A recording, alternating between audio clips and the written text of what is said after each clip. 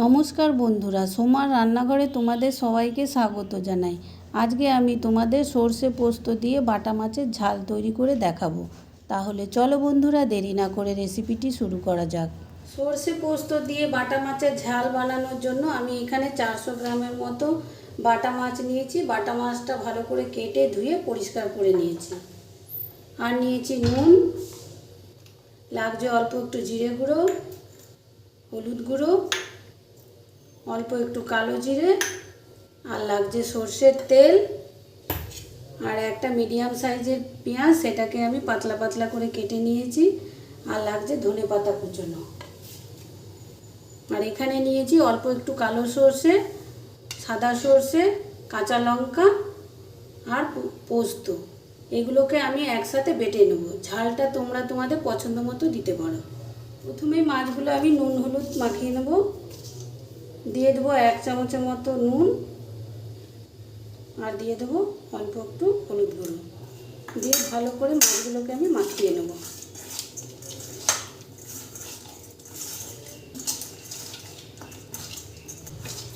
নুন হলুদ দিয়ে মাছগুলো খুব ভালো করে মাখানো হয়ে গেছে। এরপরে আমি গ্যাসে একটা কড়াই বসিয়ে দেবো। গ্যাসে একটা কড়াই বসিয়ে দিয়েছি। দিয়ে দেবো সর্ষের তেল।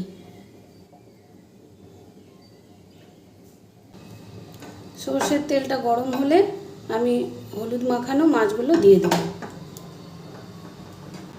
সর্ষের তেলটা গরম হয়ে গেছে। এরপরে আমি নুন হলুদ মাখানো মাছগুলোকে দিয়ে দেবো।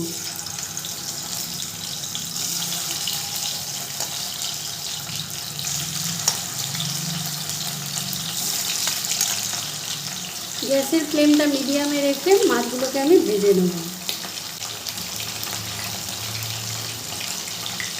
মাছগুলো এক পিঠ খুব ভালো করে ভাজা হয়ে গেছে। এরপরে আমি উল্টে দেবো।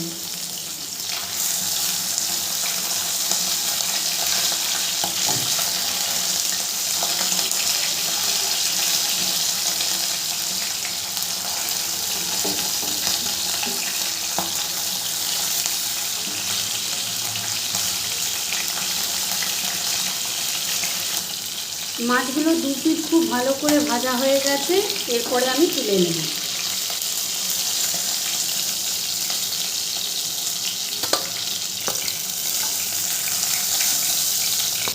এরপরে ওই তেলের মধ্যেই আমি বাকি মাছগুলো দিয়ে দেবো।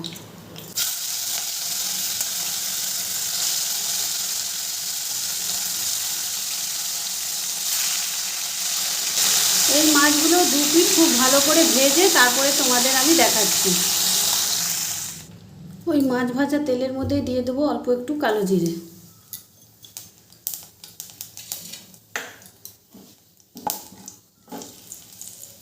আর দিয়ে দেবো কেটে রাখা পেঁয়াজটা।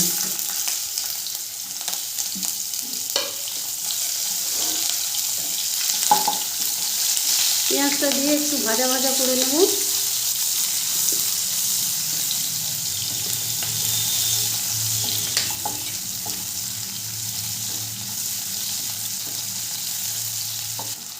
পেঁয়াজটা হালকা ভাজা ভাজা হয়ে গেছে। এরপরে দিয়ে দেবো 1/2 চামচের মতো জিরে গুঁড়ো। জিরে গুঁড়োটা দিয়েও খুব ভালো করে মিশিয়ে নেব।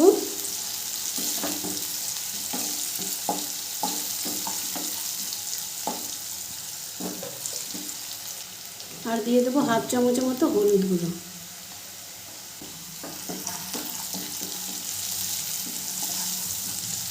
হলুদ গুঁড়োটা দিয়েও খুব ভালো করে মিশিয়ে নেব। এরপরে দিয়ে দেবো সর্ষে, কাঁচা লঙ্কা, পোস্ত আমি যে একসাথে বেটে রেখেছিলাম সেটা এবার দিয়ে দিলাম। মশলার বাটিটা দিয়ে অল্প একটু জল দিয়ে দিলাম। মশলাটাকে একটু কষিয়ে নেব।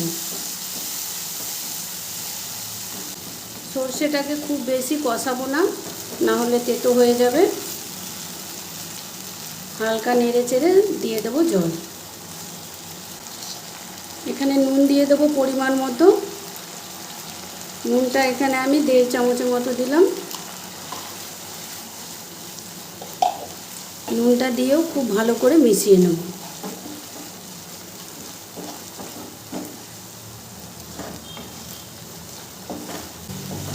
সর্ষেটাকে খুব বেশি কষাবো না, দিয়ে দেবো জল।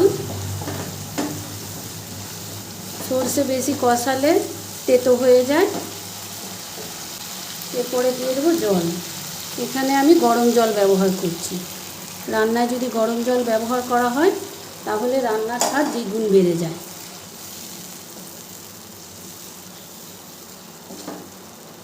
সর্ষে পোস্ত ঝাল হচ্ছে, সেজন্য খুব বেশি জল দেবো না, একটু মাখো মাখো ভাব থাকবে।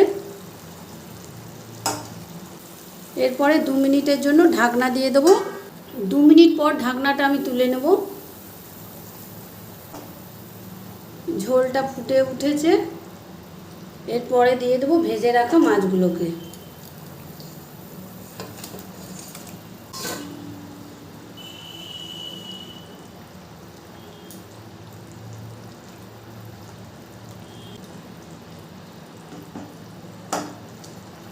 আর দিয়ে দেবো ধনেপাতা কুচোনো।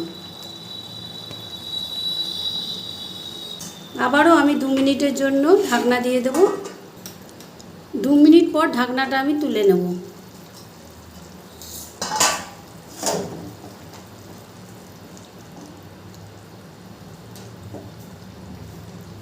সর্ষে পোস্ত দিয়ে আমার মাছের ঝাল তৈরি হয়ে গেছে। এরপরে আমি নামিয়ে নেব।